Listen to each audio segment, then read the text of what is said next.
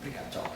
Bom, então só recapitulando, a primeira aula foi um pouquinho agitada, no sentido de que houve uma misturela, assim, uma misturazinha entre o que era mais o aspecto do desenvolvimento algébrico, do que a gente está fazendo em termos de discussão física. Mas no final nós chegamos a uma relação de dispersão. Agora o que a gente vai querer trabalhar é como essas equações podem vir de um princípio lagrangiano, como a gente fez da outra vez, né? Quer dizer, isso aqui, como a gente fez com Maxwell, a gente jogou todos os termos de potencial e chegou a um lagrangiano. Aqui a gente já está sabendo o seguinte, vamos voltar aqui a colocar as correntes, as fontes, né? Aqui a gente tem um curso até epsilon zero, e aqui eu tenho um zero j. Qual é a pergunta que nós estamos nos fazendo agora? Quem é o parceiro, quem deveria ser o parceiro relativístico desse vetor? Quer dizer, esse sistema aqui, por conta do vetor V estar sozinho, né, tem uma quebra explícita dele de covariância relativística. Então, a gente está buscando que deve ter algum escalar, vamos chamar esse escalar aqui, que deve ser o parceiro do vetor V para formar, vamos dizer assim, um quadro vetor relativístico, cuja componente temporal deve estar ligada a esse aqui. E a componente espacial do quadro vetor já é o próprio vetor espacial. Então a gente está procurando ver que termo pode estar faltando aqui nessas equações. Então a gente já percebeu uma coisa, esses termos aqui todos, quer dizer, isso aqui não mexemos, porque isso aqui vem das equações que definem os campos em função dos potenciais. Mas as equações que vêm do princípio lagrangiano são essa, Gauss, campo elétrico e Ampère-Maxwell. E a gente sabe que essas equações, a gente já viu isso, né? A gente sabe que elas vêm desse termo aqui. 1 sobre 2μ0, a gente já viu isso nas aulas anteriores, né? É 2 sobre C2 menos V2. Né? Que em notação covariante, a gente já sabe que isso aqui é menos 1 sobre 4 F0. F mini. Então isso aqui a gente já sabe de onde vem. Agora nós temos esses termos novos aqui. Esse termo aqui é novo e esse termo aqui é novo. E a gente está observando o seguinte, esses termos são lineares em V. Então, vamos dizer, esses termos sendo lineares em V, deve ter alguma coisa do lagrangiano que seja linear em V. Agora vamos observar o seguinte, esse termo de V aparece na equação do E. E esse termo do E aparece na equação do B. E a gente se lembra bem como esse termo aqui, quer dizer, foi gerado. Quer dizer, quando a gente pegou, se a gente olhar o formalismo covariante, fica mais claro, né? Quando a gente tira as equações de Maxwell, elas saem assim, dmi, f mini, igual a μ0, j ni. Então, são as equações de Maxwell em forma covariante. O que está faltando aqui é colocar um termo linear em V. Tem que aparecer um termo linear em V. O que a gente observa é o seguinte, quando eu pegar o μ igual a zero, eu vou ter dmi f μ0 igual a μ0 j0. A componente j0 da corrente é aquele C vezes ρ. Né? Quando a gente faz a formulação covariante, a nossa quadra e corrente, ela adquire essa forma. Aqui vai a componente j0, componente temporal da quadra e corrente é C ρ, e a componente espacial é o próprio J.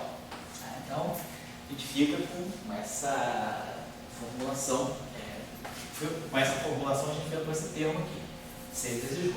E aí sim, quando isso aqui é zero, a única possibilidade é que esse índice aqui seja espacial, e aí a gente faz, DI, joga isso para baixo, trocando a ordem, vai ficar F0I, μ0, só para a gente entender o que está saindo daqui. Aí, esse objeto aqui é a componente I do campo elétrico sobre C, e aí vem μ0, C ρ. Então aqui vai vir a divergência de E,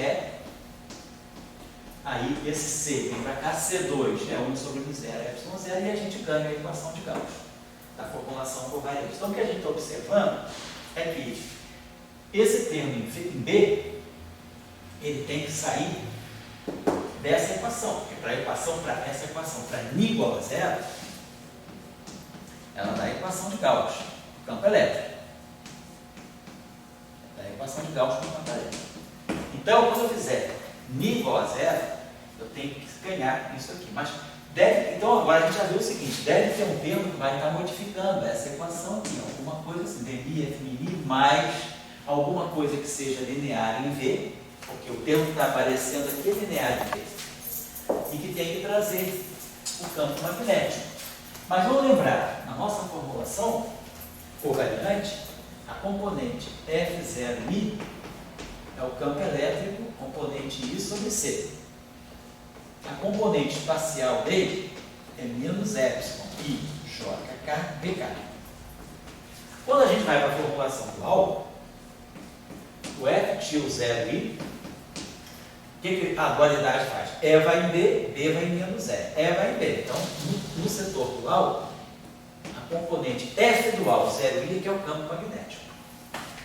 E a componente puramente espacial do dual é epsilon I, JK, EK sobre C.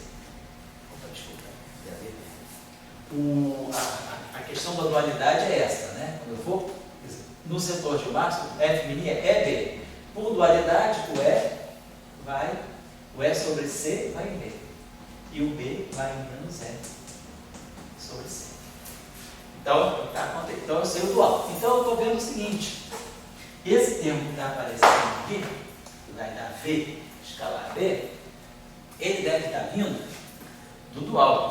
Quer dizer, o que eu deveria ter assim? Alguma coisa deveria estar aparecendo F0I. Porque esse F0I é que vai dar um campo magnético. Mas tem um V. Mas o dual tem dois índices. O dual é F til, vamos dizer, mini. Então, eu tenho que ter alguma coisa que seja linear em V, tem que depender do dual e tem que sobrar um índice, que essa equação aqui é uma equação quadrivetorial do índice I. Então, uma coisa razoável seria a gente pensar algo assim. Mas, vamos ver como é que a gente pode fazer, mas alguma coisa que tivesse essa estrutura. Um VI, F til, mini, igual a M0, JNI, digamos assim. Porque se eu pegar a componente zero dessa equação, vai ficar zero.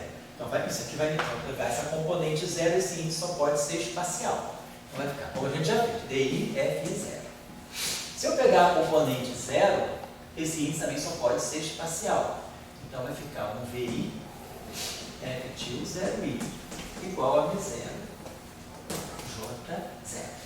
Tudo bem. Estou só raciocinando com vocês como é que a coisa pode ser. Aí a gente vai ver. Esse cara aqui desce, tudo que a gente já fez, isso aqui é a divergência do E. Esse cara aqui desce. Quer dizer, a gente geralmente toma um componente contravariante como vetor. Então vamos dizer, eu só posso subir esse aqui, o zero desce sem problema e o I desce. Então, esse cara aqui é o vetor V, e esse cara aqui é o campo magnético B.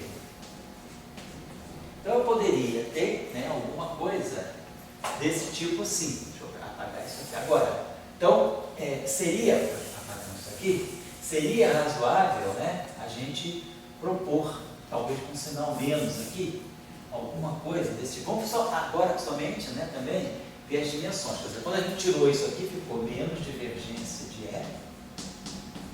E aqui esse termo aqui ficou, dessa modo aqui, então ficou menos VI, F til e zero. Porque esse sinal menos. Que aí eu posso escrever como sendo menos, sobe o I, não tem problema nenhum, desce esse cara. Então, sobe o I, desce o I, não troca de sinal. O zero pode subir e descer à vontade. Agora esse cara aqui é 0I. Aí fica mais. Então isso aqui daria V escalar V. Então deve ser esse sinal mais aqui é. Então a gente está esperando, vamos ver aqui, poderia estar esperando que as equações de campo. Então agora, observar o seguinte, eu estou introduzindo, eu preciso introduzir um quadro vetor. Preciso introduzir um quadro vetor VI. E esse quadro vetor VI vai ter componente V0, claro que a gente vai ter que identificar e ter o componente V. Então nós já tínhamos visto ali que o campo V tem que ter dimensão de tempo a menos 1. O vetor V, o vetor externo V, ele tem que ter dimensão de tempo a menos 1.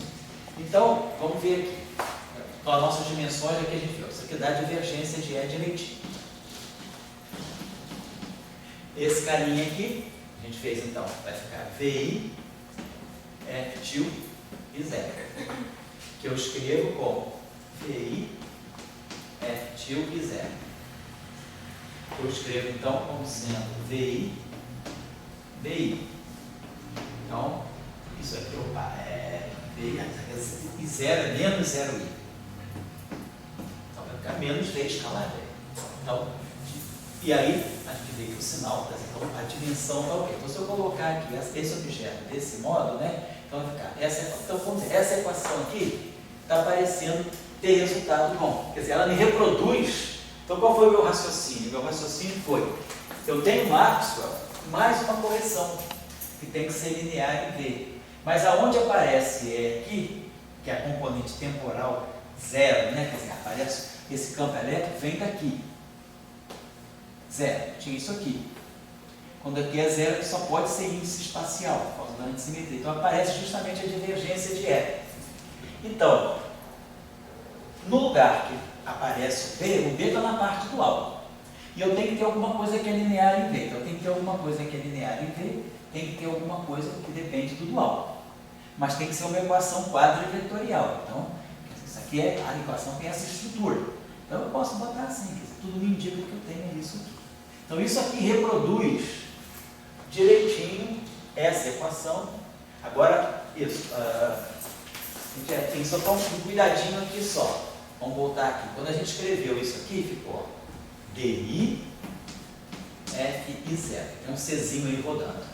Mas, vamos botar assim, FMI, então ficou VI, F til e zero. Igual a Mi0, J0. Então aqui isso aqui é esse objeto, essa equação aqui na verdade ela dá componente 0i é sobre C. Então isso aqui dá divergência de E sobre C. Aí aqui ficou para nós menos V escalar B.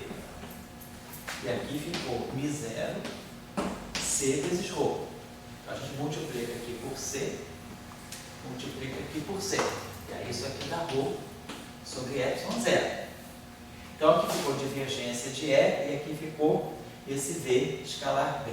Então talvez o que eu tivesse que fazer era o seguinte, na componente desse vetor V aqui, colocar um V sobre C. Por quê?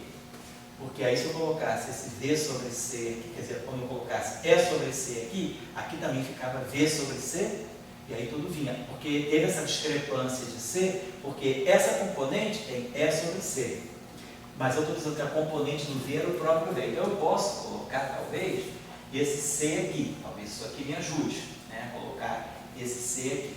Então se eu colocar esse meu vetor VMI, ele é definido dessa maneira. Com esse V sobre C aqui. Ou então eu poderia também pensar o seguinte, vou apagar isso aqui. Manter esse V aqui. E definir, fazer a coisa assim. Mais 1 sobre C. VMI. Também fazer a coisa assim. Porque aí eu teria o E sobre C, esse sobre C aqui, e isso aqui apareceria assim. E aí isso aqui, vamos ver, daria a equação de Faraday de âmbito de Gauss. Vamos tentar ver se essa equação reproduz para nós, então, é a Maxwell. Né? Então nós temos essa equação aqui, ó.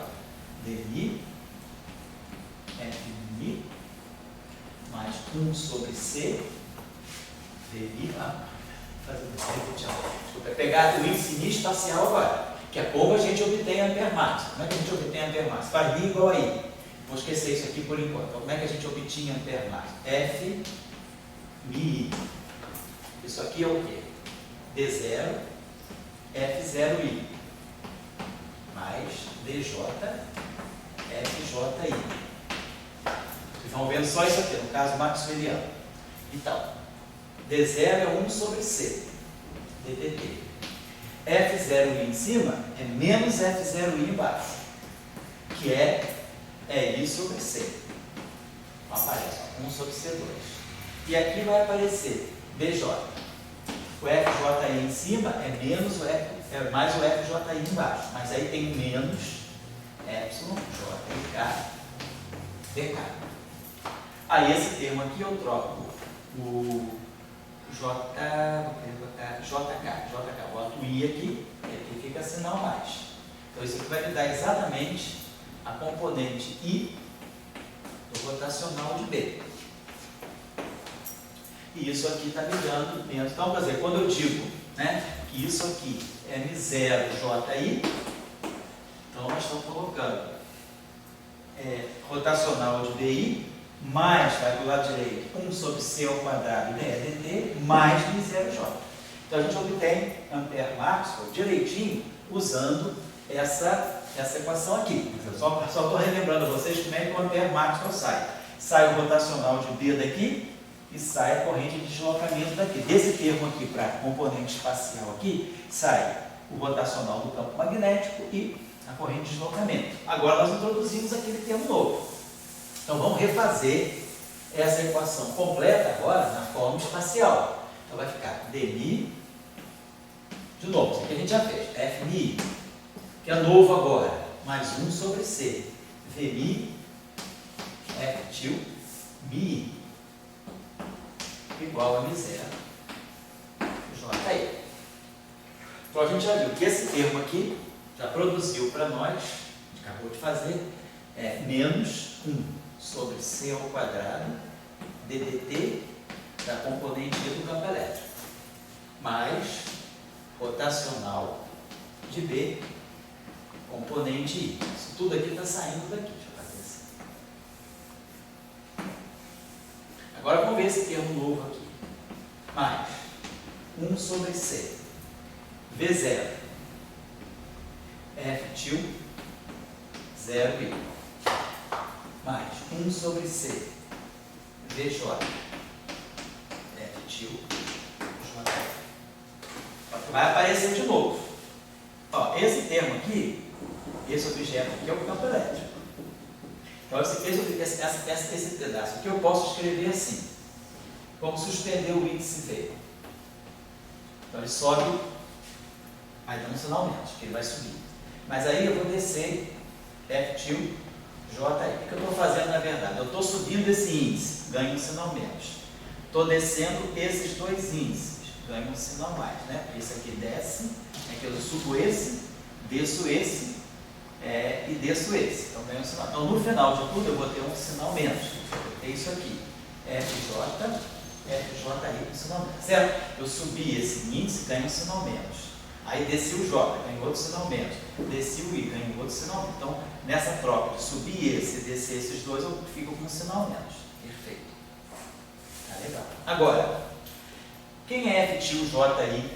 É Y, J e K, campo elétrico, componente K sobre C. Então, esse termo aqui está dando para nós, agora, J e K. Aqui eu tenho J com K. Eu vou trocar. Fica IJ.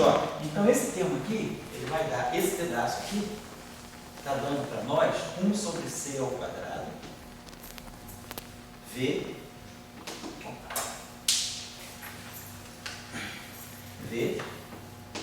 vetorial componente I. Eu acho que eu preparei. V é 1 sobre C ao quadrado, V vetorial componente I. Então, esse termo aqui está dando conta direitinho daquele termo lá. Agora apareceu o termo novo, que é o termo faltando. Estava faltando. Aonde é que entra a componente temporal do nosso vetor VMI? Nós acabamos definindo o nosso vetor VMI assim. Um certo V0 aqui, que eu chamei de I, e aqui o V. Então agora, aqui está aparecendo a parte escalar. Então aqui nós vamos ter esse V0 aqui. Vai ser o que eu vou chamar de Q. E esse F0I vai descer. Vai ficar negativo. Então, isso aqui é sobre C. Então, está me aparecendo um termo novo que vai ser menos 1 sobre C. Eu ia aqui chegar. Menos 1 que a gente vai colocar. O termo novo que vai estar aparecendo agora, quando eu introduzo a parte temporal do vetor V, é esse termo aqui. Eu vou até refazer aqui para a gente ter certeza dos sinais. Então ele ficou assim, ó, 1 sobre C. Então, quer dizer, eu estou falando o seguinte, para esse cara aqui, quando foi 0, 0, quando foi J, J, ele reproduziu exatamente aquilo que nós tínhamos. O que está faltando aqui era o componente 0. Então ficou 1 sobre C, V0, F til 0i. Porque esse termo vai dar para nós. Então aqui ficou 1 sobre C, V0. Eu estou chamando de Ki. E esse F til 0i, ele desce. Portanto, fica negativo. Porém, F til 0i é o BI. É o B. BI. Então, é componente. Então, está aparecendo esse termo novo agora para nós. Com a introdução. Aqui essa equação não mexeu, reproduziu direitinho. Essa reproduziu, mas apareceu um termo novo aqui. Que foi, se nós chamarmos isso aqui, o nosso quadro vetor VMI, quer dizer, a componente temporal desse quadro vetor é esse aqui, o V0. Então ele vai aparecer com menos 1 sobre C, que componente I do campo magnético. Então vai aparecer um menos que B. Vamos ver a questão da dimensão. Quer dizer, então ficou tudo direitinho. O nosso V, nós já tínhamos visto, o nosso V tem dimensão de tempo a menos 1, a gente já sabia isso desde lá no início. Qual vai ser a dimensão do nosso Ki? Então aqui, o V tem dimensão de... Então vamos dizer aqui, isso aqui é rotacional de B. Rotacional de B é 1 sobre metro campo magnético. Não preciso nem botar o teste, bota campo magnético. Esse termo aqui seria menos 1 sobre C, que é segundo sobre metro. Vezes a dimensão do Ki, vezes o B, que é campo magnético. Então, campo magnético, 1 sobre metro, 1 sobre metro. Então, esse aqui também tem dimensão de tempo a menos 1. Então, fica tudo ok. Então, esse nosso Ki aqui, então, esses dois objetos têm a mesma dimensão. Tempo a menos 1, tempo a menos 1. Então, a dimensão do Ki, desse parâmetro aqui, é tempo a menos 1. A segunda menos 1. E o termo que aparece para ele é menos 1 sobre C. Então vai ficar o seguinte. Então agora as novas equações, então, se nós agora, porque nós estamos com o vetor, o quadro vetor V mudado. Ele só tinha componente tempo espacial. A gente descobriu que ele tem que ter uma componente temporal, porque na relatividade tudo que tem tempo tem espaço. Tudo que tem espaço tem tempo. Então, não está introduzindo aqui, então esse sistema pode ser modificado, introduzindo esse vetor VMI, né, com essa estrutura, parte temporal, parte espacial, e a modificação que ele vai trazer aqui nas equações, né, do sistema vai ser, deixa eu apagar isso aqui, vai ficar mais um C2, então ficou um novo sistema de equações, ficou assim, menos 1 sobre C, um escalar aqui, próprio campo magnético B, mais 1 sobre C2, V vetorial é igual a 1 sobre C ao quadrado, derivada temporal do campo elétrico, mais 0. Então, a novidade toda está aqui. Esse termo estava faltando aqui. E aí a gente agora tem componente temporal, componente espacial, componente temporal. As dimensões nós acertamos, tudo está com tempo a menos 1, né? Então, a pergunta agora é saber da onde, de que princípio lagrangiano podem sair essas equações. Nós já entendemos, então, aqui, que nós... Rapidinho, voltando. Então, eu estou fazendo isso um pouquinho, para quem quiser, assim, começar a ganhar assim, mais desenvoltura de raciocinar no espaço de Minkowski, né? Que é um espaço mais assim, coeso, né? As estruturas são mais fechadas, fica mais fácil. Então, observar o seguinte, as nossas equações de campo, então tudo isso que está aqui, eu posso escrever de todas essas 4 equações adquirindo essa forma aqui, BMI, FMI, mais VMI, F til mini, igual a... Essa pergunta. Pode fazer. Você colocou que se né? Isso. O trabalho de Salveiro, porque Isso. Minkowski, né? Por que a física, no modelo padrão, na hora que bota uma anilha, um protótipo, ele não desconsidera a parte escalar? Sim. Está livre, bom, tem que ter uma parte vetor, né? Vetor, mas tinha um escalar que chega para os caras. E você pega o modelo padrão, o oficial da física, e na hora que ele bota um fóton, que chama de anilha. Mas daí a parte do escalar do fóton, ele fazendo maneiras ali para piscar. Certo. E o fóton só fica com fóton. Então não seria natural a gente admitir, assim, sempre uma partícula contrapartida, né? Sim, sim. Escalar.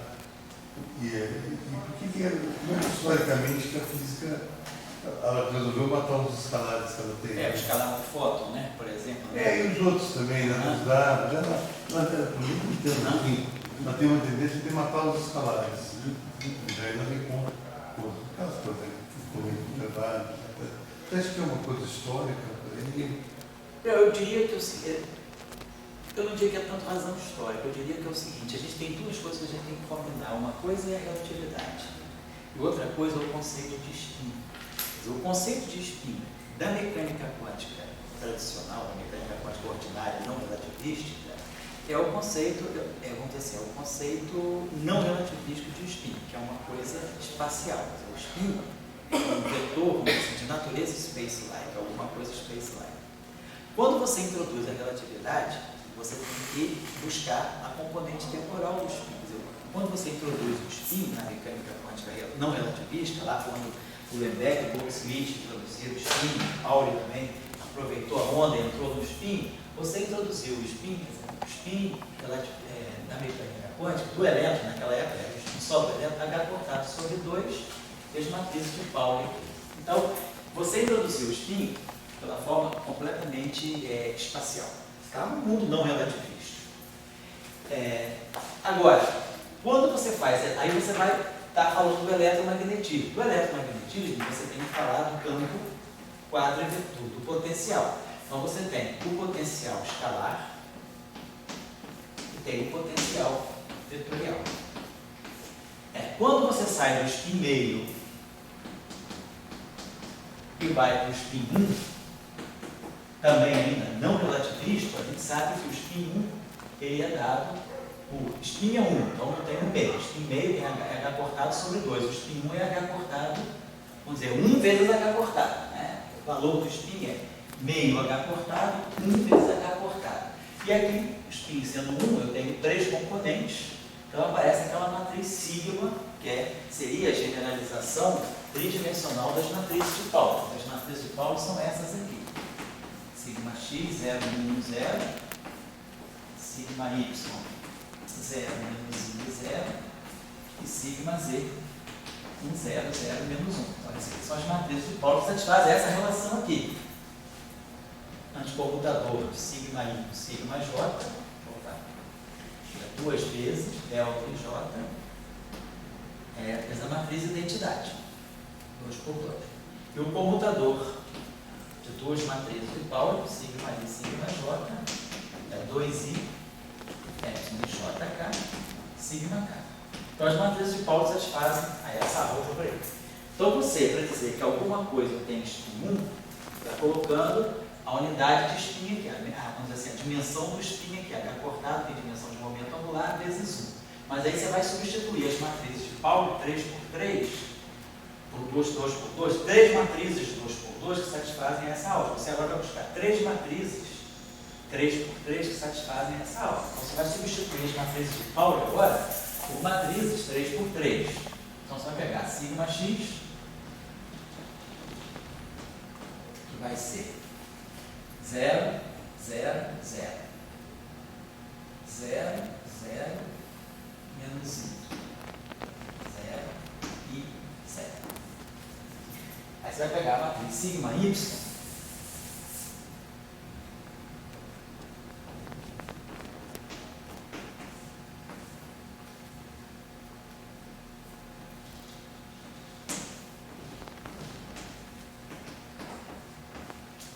vai pegar a matriz sigma sigma z.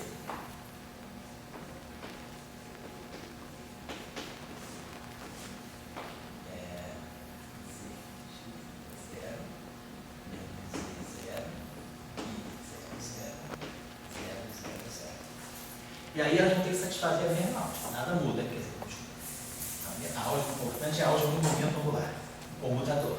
Então você vai ter essas matrizes sigma i, sigma j, vão satisfazer a mesma álgebra das matrizes de Pauli, que é a álgebra do momento angular. Sigma jk, epsilon jk, sigma k. Para as matrizes de Pauli, na verdade é essa aqui. Nas matrizes de Pauli, o que a gente tem é isso aqui. Sigma i sobre 2, né? A gente tem isso aqui, sigma i, a álgebra das matrizes de Pauli, sigma nem sigma, 2 sigma sigma k. Mas essa é a álgebra do momento angular. O momento angular é Li, Lj e Jk, Lk. Então você faz assim, divide tudo por 4. Divide por 4, por 2 por 2, divide por 4, esse 2 sai e fica 2. Então essas matrizes aqui são as matrizes, né, que satisfazem a álgebra de momento angular. Momento angular Li, o momento angular Lj, I, Fjk, Lk. Então, quer dizer, do ponto de vista do spin meio, né, quem faz o papel dos operadores de spin, de momento angular intrínseco, o spin meio são as matrizes de Pauli sobre 2. Então, a gente pode até botar esse 2 aqui. Quer dizer, esse 2 que dá o meio do H cortado do spin, do objeto que tem duas componentes, nesse caso o elétrico. No caso das matrizes 3x3, né, o spin é 1, então não pode apagar. Agora vamos só dar uma olhadinha, só para ver se eu botei a coisa certa. Vamos pegar, por exemplo, o comutador de sigma x com sigma y. Sigma x vezes sigma y, só para botar aqui. Sigma x vezes sigma y vai dar tudo zero aqui. Primeira linha vai ser toda zero, né? Vai ficar sigma x, sigma zero. E vai ficar 0 menos y, vai ficar menos 1. Né? Vai ficar sigma x vezes sigma y, então vai ficar menos 1, 0, 0. E depois, isso aqui, 0, 0, 0. Então, sigma x vezes sigma y, menos sigma y vezes sigma x. Vai ficar 0, menos 1, 0, menos 1, 0. Depois vai dar tudo 0. Fazendo agora sigma y vezes sigma x. Sigma y vezes sigma x. Vai dar tudo 0. Aí quando eu subtrai, aqui fica 1. Então, então isso aqui é sigma x vezes sigma y, deu isso aqui. Aí quando eu multiplicar por i, essa matriz aqui é sigma z. Aí então deve ser o contrário. Então aqui deve ser i, menos i, tá certo. Menos i, tá certo. Menos i, então aqui ficou i, então aqui vai ficar. Então tem que trocar só o sinalzinho aqui. Trocar esse então aqui é 0, i, menos i. Aqui é menos i. E aqui é I, menos I. Assim, o sigma Z, né, deu I, vai ficar, esse vai ficar no sinal mais, esse vai ficar no sinal mais, vai ficar I menos I, então tá certo. Então, deixa eu parar aqui. Então, essas matrizes aqui são as matrizes do spin 1. Então, por que eu estou colocando isso? Porque você passou para o setor de spin 1. Então, você tem vetor. Setor, quer dizer, um objeto que descreva o spin 1 tem que ser um objeto vetorial, um objeto que tem 3 componentes, né? São 3 matrizes, 3x3. Então, a ordem é 3x3, vai atuar num objeto com 3 componentes. Pauli vai atuar num objeto com 2 componentes, é o spinor. Então, aqui nós temos o spinor psi-alfa, com 2 componentes, 1 e 2, as matrizes de Pauli atuam sobre ele. Você vai descrever os objetos com spin meio por 2 componentes. Os objetos com spin 1, você vai descrever por 3 componentes. Então, você pega um vetor. O objeto tem 3 componentes, e aí matrizes 3x3 vão atuar em vetores com 3 componentes. Então, você representa o spin 1 para uma partícula vetorial. Então, isso é o caso, vamos dizer, mecânica quântica ordinária não relativista. Então, a função de onda de uma partícula de spin meio é um spinor. A função de onda de uma partícula de spin 1 é uma função de onda com 3 componentes. Ela tem que ser um vetor. Espaço euclidiano. Mecânica quântica não relativista. Quando você vai descrever o fóton tem spin 1. Só que você vai descrever uma formulação relativística. Então, você tem a mesma coisa que nós fizemos aqui. Nós temos que buscar o parceiro escalar perdido desse objeto. Quando eu vou da mecânica, da formulação da mecânica quântica não relativista para a mecânica quântica relativista, eu tenho que descrever spin 1, que é um vetor, mas eu tenho que associar a ele uma componente escalar. Então, na relatividade, né, o vetor precisa de uma componente escalar. Foi exatamente o que a gente fez por ver. Então, vamos dizer, voltando lá atrás na história, assim, no desenvolvimento, né, quando se viu o fóton tem spin 1, então ele vai ser descrito por um vetor, perfeito? Mas o vetor precisa do escalar. Só que esse escalar, ele tem spin 0. Então, para você na relatividade descrever o spin 1, você vai descrever com um quadro vetor, muito bem. Mas você vai ter que pagar o preço de introduzir um escalar. Então, isso aqui está guardado, está aqui dentro assegurado o spin 1. Mas para ser relativístico, você precisa ter um escalar. E o escalar tem uma componente só. Então, o spin dele é 0. 2s mais 1 é 1. Então, o número de componentes do spin 0 é 1. Então, isso aqui é um objeto com spin 0. E aqui é o objeto com spin 1. Estou falando do spin mesmo, do spin ordinário. Então, para eu descrever o fóton, eu preciso descrever um escalar. Agora, esse escalar, a onda eletromagnética livre é uma onda transversa. Ela não vê esse escalar. Se você olhar bem aqui, deixa eu apagar aqui um instantinho só. Quando a gente vai, né, olhar as equações de Maxwell, né, o que a gente vê é que, devido àquela transversalidade, né, K escalar E é 0, K escalar B é 0. Nossa divergência de E é igual a 0, divergência de B é igual a 0, e aí o rotacional de E, que é K vetorial é 0, é igual a menos dB/dt, que é o ômega B0. Então você vê que o B é ortogonal ao E, o B é ortogonal ao K, K é ortogonal ao E, K é ortogonal ao B. Então você tira toda aquela... A onda então é transversa. Então se ela é uma onda transversa, se a direção de propagação é essa, a onda tem que estar... A onda livre, ela tem que ter os campos elétricos e magnéticos vibrando no plano ortogonal. Então, só sobra para o campo eletromagnético, não o espaço todo, mas um plano. Então, você reduz. Porque você está no espaço, você tem 3 graus de liberdade, você perde 1 grau de liberdade, porque você tem que estar restrito agora a um plano. Então, você perde uma direção. Então, você fica com 2 graus de liberdade. Então, você tem esse vetor aqui, para descrever 2 graus de liberdade, a gente impõe aquela condição, né? Que é o gauge, chamado gauge de Coulomb, que a gente já é igual a 0. Então, você tira uma componente do vetor. Então, você tem spin 0, spin 1, mas você tira vamos dizer assim, todo o aspecto físico do spin 0. Quer dizer, quando você olha para a onda eletromagnética, né, quem está te dizendo tudo é o potencial vetor. Você pode sempre... Aí tem aquela discussão, que vamos fazer aqui no curso ainda, da simetria de gauge do eletromagnetismo, que você pode sempre, para campo livre, zerar o potencial vetor e manter o potencial A, com essa condição, a divergência de A é igual a 0. Então, em vez de você ter 4 componentes que a relatividade te impõe, 1, 3, 4, você zera essa, fica com 3. Tira a divergência dele igual a 0, fica com 2. Aí você tem os 2 graus de liberdade do fóton. Então, vamos dizer assim, por que, então vamos colocar assim, até voltando para a tua pergunta, então, por que é que a gente despreza o escalar? Quer dizer, a gente está desprezando o escalar porque a gente está querendo construir uma descrição para algo que tem 2 graus de liberdade. Quer dizer, o fenômeno físico que eu quero descrever é o transporte de radiação eletromagnética. E esse transporte é feito por um sistema com 2 graus de liberdade. Toda a física está num plano ortogonal à direção de propagação. O E e o B vibram aqui, de forma ortogonal entre si também. A onda pode ser linear, polarizada, circular, não importa, elíptica, mas ela está no plano. Então eu tenho 2 graus de liberdade. E aí, esse cara, na verdade, tem 3. Mas como é que eu tiro 1 grau de liberdade? Aí a gente vai, tem uma simetria de gauge. A simetria de gauge me permite sempre, para a onda eletromagnética livre, zerar o potencial vetor. Eu tenho o meu campo elétrico, é menos gradiente de φ menos dAdt. E meu campo magnético é rotacional de A.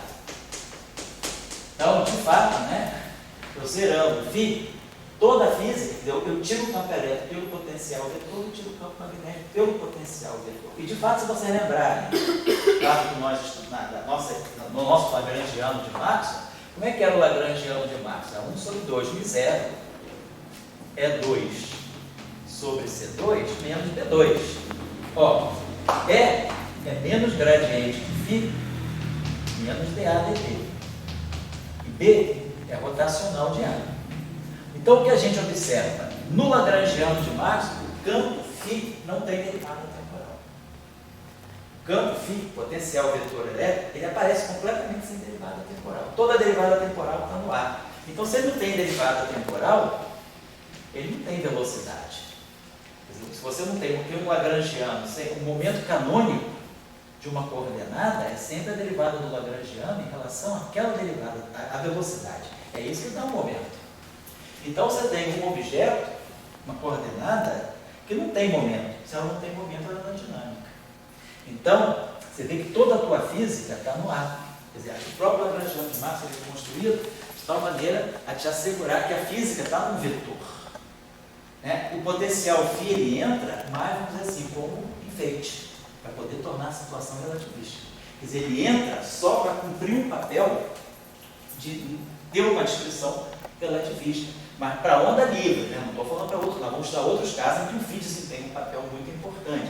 Mas para a onda eletromagnética livre, na descrição de Maxwell, quer dizer, as ondas eletromagnéticas maxwellianas livres, elas prescindem do φ. O φ ele só entra para dar a relativização, a covariância relativista. Mas por uma escolha de gate, eu posso matar o φ. E posso tirar a divergência do ar. Vamos trabalhar isso, vou fazer em detalhes com vocês, isso é uma coisa muito importante. Eu estou só adiantando para a tua pergunta está bem contextualizada. Por que a física, às vezes, acaba tanto esquecendo dos escalares? Né? Quer dizer, toda a matéria fundamental é spin-meio, quarks spin-meio, leptons spin-meio, neutrinos spin-meio. Aí você vai, spin 1, fóton, gluons, W+, W-, Z0. Onde é que apareceu o spin 0? Só no Higgs. Então, o único lugar que o spin 0 entra no modelo padrão é no setor de Higgs, é o campo de Higgs, né, que é o único lugarzinho que sobra. Então, quer dizer, a física não é que ela não dê espaço para o escalar, é que a nossa formulação de descrição das interações, ela se faz muito através de campos vetoriais, bósons vetoriais intermediários. Né? Então, é um pouco a formulação de Young-Mills. Então, o spin 1 ele ganha muito espaço por isso. O spin 0, ele vai entrando sempre como sendo, vamos dizer assim, aquela mulher submissa, né? Como gosta da ministra Damares, né? Só entra para ajudar, mas não entra para decidir. É um pouco a visão, aí não estou falando da visão, fazendo só uma ilustração, não pensa assim não. Mas aqui é o nosso campo escalar, que ele só entra porque a relatividade pede. Então, a relatividade, ele entra. Mas depois nós vamos ver, o papel da simetria de Gauge é destituir ele de física. Ele entra, aparece aqui no lagrangiano, gradiente de φ, mas ele aparece sem velocidade. Então ele aparece sem seu grau de liberdade físico. Ele não tem momento, então ele não tem dinâmica. Então essa é a ideia. Então quer dizer, eu estou dizendo, não é que seja uma escolha deliberada. É um modo, vamos dizer assim, mínimo de você descrever as interações. Se você agora diz, mas essa é a única maneira de descrever as interações, eu diria, não, essa é a maneira, vamos dizer, mais cacifada, é a maneira que o sistema adotou, que é a descrição das interações devem ser transmitidas por partículas de spin 1. Por quê? Isso tem muita razão de ser, ou por partículas de spin 2. Vocês que são da gravitação estão acostumados a falar do gráfico. O gráfico tem spin 2. Por que o gráfico não tem spin 0? Se o gráfico tivesse spin 0, não havia deflexão da luz. Agora está fazendo 100 anos de Sobral, graças ao gráfico que não tem spin 0. Se o gráfico tivesse spin 0, não tinha Sobral. Por quê? Porque o gráfico, o campo gravitacional, ele se acopla com o tensor de energia no momento. Mas se o campo gravitacional tem spin 0, ele vai se acoplar com o traço do tensor de energia no momento. Mas o traço do tensor de energia no momento, como a gente fez na aula passada, do campo eletromagnético é 0. Então, o graviton se acoplaria com com zero, não teria acoplamento. O graviton, o fóton seria livre no campo gravitacional se o graviton tivesse o spin zero. Agora, o graviton, por que o graviton não tem spin 1? Por que o graviton deve ter spin 2? Não tem spin 1, porque spin 1 garante, quer dizer, pela mecânica quântica, objetos que trocam spin 1, eles podem ter interação repulsiva, como é o caso do eletromagnetismo, cargas de elétrons sinais se repelem. O fóton tem spin 1. Na gravitação, a massa sempre atrai a massa, mesmo o sinal se atraindo, então tem que ter spin 2 para dar interação atrativa. Spin 2 dá interação atrativa, spin 0 dá interação atrativa, spin 1 pode dar interação atrativa ou repulsiva, depende do sinal do carro. Então tem toda uma história aí, né, para a gente compreender por que os escalares foram desaparecendo. Agora, nessa formulação, se me apresenta uma outra formulação alternativa para eletromagnetismo, aí os escalares podem adquirir uma outra dimensão. Essa mais ou menos é a historinha que eu sei contar.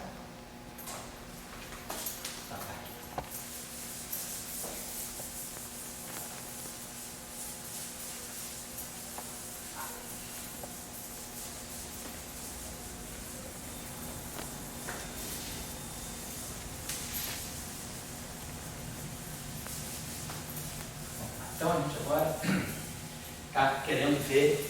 Então, essa equação. Então eu acho que tinha 1 sobre C, né? Deixa eu ver aqui, acho que eu tinha posto 1 sobre C. Tinha 1 sobre Czinho bem, né? Tinha, obrigado. Tinha 1 sobre C. Agora a gente quer saber de que Lagrangiano isso pode vir. Então a gente já sabe, essa parte aqui a gente já sabe. Quando a gente construiu o Lagrangiano de Massa, a gente já sabia. Essa parte aqui vinha de menos 1 quarto, 1 sobre 4 de 0, quase acabando, tá, gente? 1 sobre 4 de 0, F mini, F mini. Essa parte aqui a gente sabia, que vinha de menos a mi, j mi.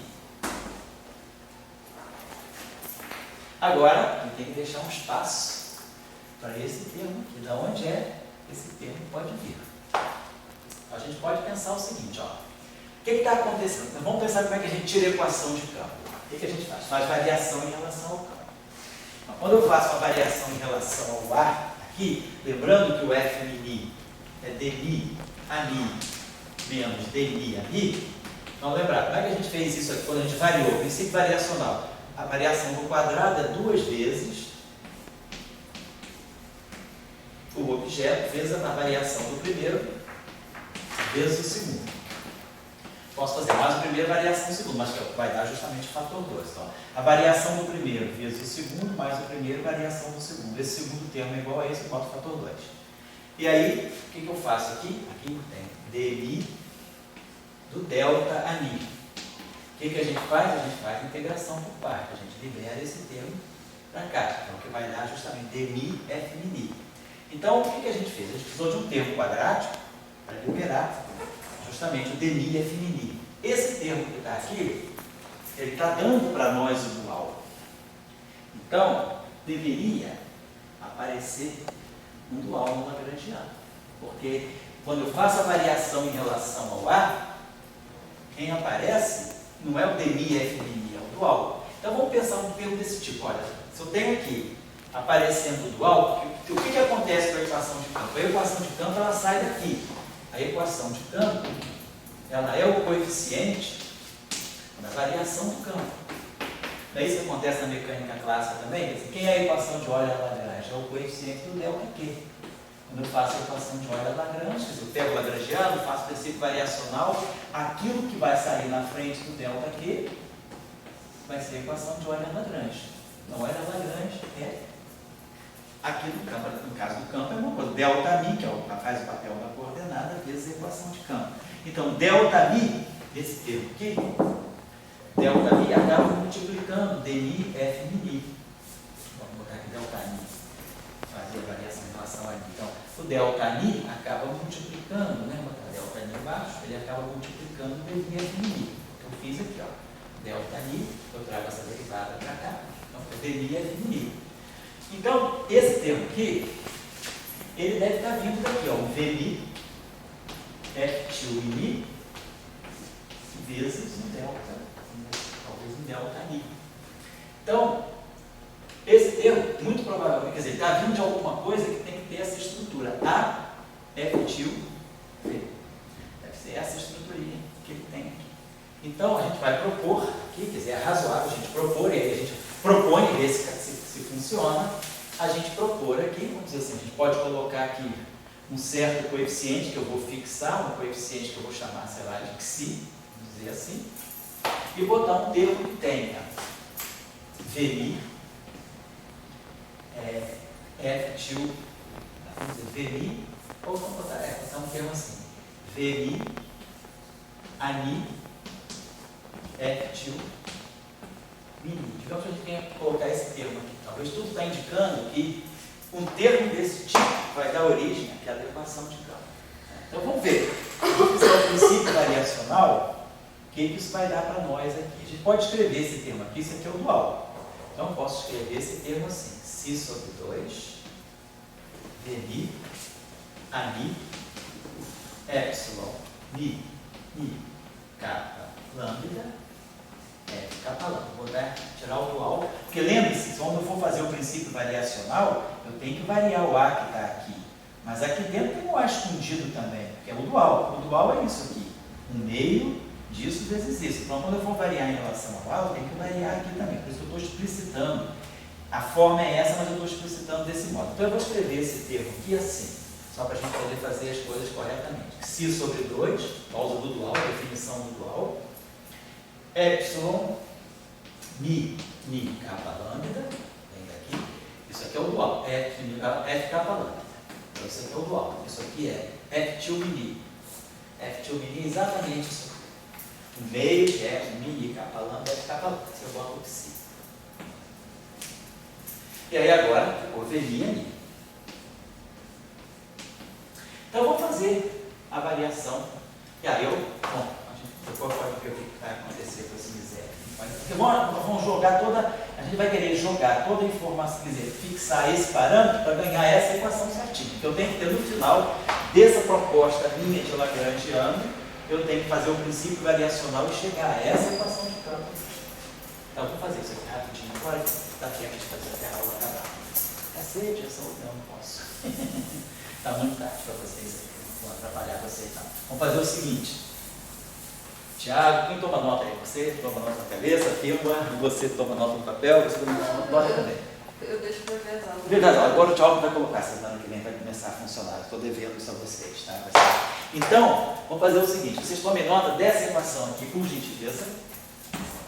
O nosso ponto de partida na aula que vem vai ser, saindo desse Lagrangiano, vou até escrever ele dessa forma completa, deixa eu apagar isso aqui, vou botar aqui da forma correta, da forma que a gente vai trabalhar. Então, vamos sair desse Lagrangiano aqui mais, um meio, um parâmetro Xi que nós vamos acertar, jogamos aí para poder ajustar no final, mas a estrutura vai ser essa aqui, mini kappa lambda, VI, ANI, F kappa lambda. Menos AMI J. Então, isso aqui que nós estamos esperando. O que nós esperamos dessa equação, desse Lagrangiano aqui, tirar essa equação de campo aqui.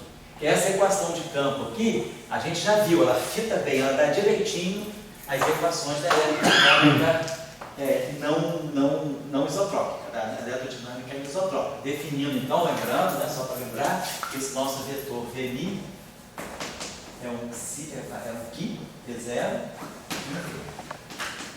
Hoje é dia 19, não é isso? Hoje é 18, perdão, 18, né? Peraí, que dia 25, a semana que vem, né? Tem um negócio lá em Vitória. Estou com uma dúvida, não, a tese é 24 ou 26, eu nem lembro, eu vou ver. Bom, mas eu passo o e-mail para vocês. Se eu não der aula na quinta-feira, por causa dessa viagem, mas eu acho que quinta-feira está livre. Aí eu jogo aula para o sábado. Geralmente quando eu viajo assim, dia de aula, eu jogo aula sábado de manhã. Quem não pode ver, não tem problema, que é filmada. Mas eu tenho a impressão que semana que vem, eu acho que eu vou ter que saltar a aula do curso de sexta-feira. Eu acho que a tese lá em Vitória, eu acho que é sexta-feira. Na quinta, não. Só para... Mas assim, semana que vem, de qualquer maneira, se Deus quiser, a gente tem aula. Então vamos partir desse Lagrangiano, sendo esse VI, e vamos querer chegar a essa equação de campo. Então o que nós estamos esperando? Que esse termo aqui vai me reproduzir exatamente esse termo aqui. E aí, para isso, o V já está aqui, os raios do V estão aqui. Para isso, eu vou ter que acertar o parâmetro psi para que dê exatamente aquilo. Bom, só para chamar a atenção, então a gente vai estar diante de um novo termo, né? Depois vamos passar isso aqui para ver como é que fica na notação normal. Aqui é o meio de E2 sobre C2, menos D2. Vamos ver como é que esse termo aqui fica em termos de campo elétrico, campo magnético do Lagrange. Então, semana que vem a gente vai sair daqui para chegar. Legal? Obrigado por hoje. Eu pensei que você vai passar 7h30, mas a gente conversou um pouquinho.